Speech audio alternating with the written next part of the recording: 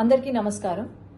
మహావిష్ణు స్వయంభు ఆ తిరుమల కొండలపై వెంకటేశ్వర స్వామి రూపంలో వెలిసి పాపాలను కడిగేవాడు వెంకటేశ్వర స్వామి, అట్లాగే మనం ఏ కోరిక కోరినా నెరవేర్చేవాడు వెంకటేశ్వర స్వామి అని ప్రతి హిందువు నమ్ముతారు. తిరుమల తిరుపతి దేవస్థానం ప్రపంచంలోనే అత్యధిక సంఖ్యలో భక్తులు రావడం జరుగుతుంది. ప్రతిరోజు 30,000 నుండి 40,000 మంది భక్తులు దర్శించుకుంటారు.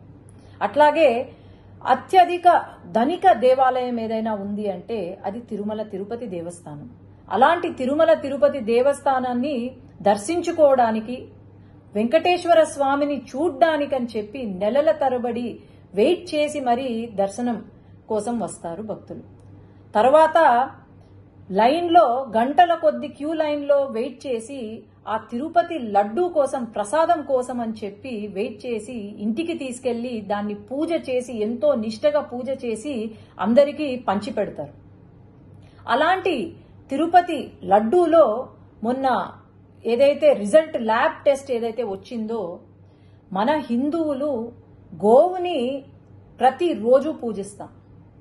దేవుడితో సమానమైన ఆ గో మాంసం ఏదైతే ఉందో, లేదంటే చాప నూనె ఏదైతే ఉందో, అది లడ్డూలో కనిపించడం అనేది ఇంతకన్నా పాపం వైఎస్ జగన్మోహన్ రెడ్డికే దక్కుతుంది.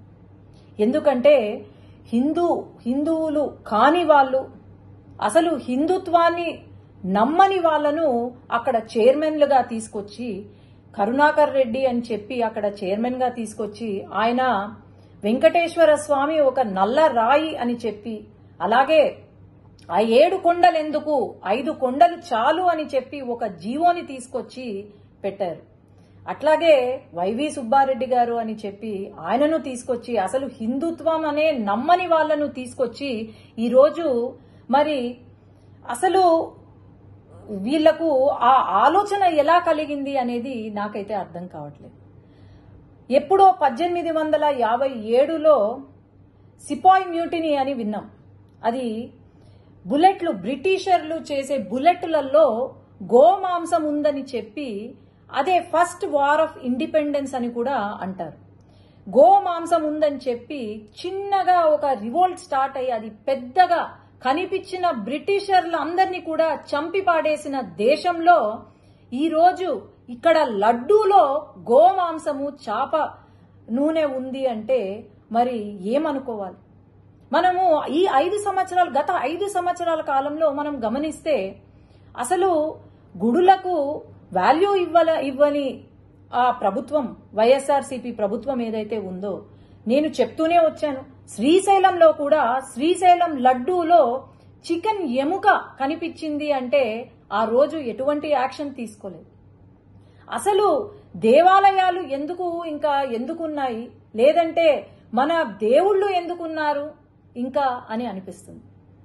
తప్పకుండా ఖచ్చితంగా అయితే ఎవరైతే దీనికి బాధ్యులో వాళ్ళను ఉరి తీసినా ఎక్కడ తక్కువ కాదు, గాని వీళ్లకు కఠినమైన శిక్ష విధించాలి, ఖచ్చితంగా విధిస్తారు అని నేను అనుకుంటున్నాను.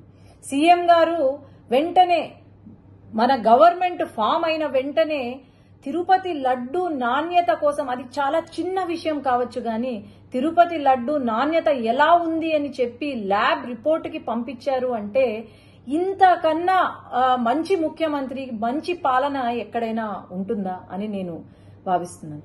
ఇక్కడ మటుకు ఈ హిందూ మనోభావాలు దెబ్బతీసేలాగా ఇలాంటి సిచ్యువేషన్ మనకు ప్రపంచం మొత్తము ఈ దుర్ఘటనను గమనిస్తూనే ఉంది.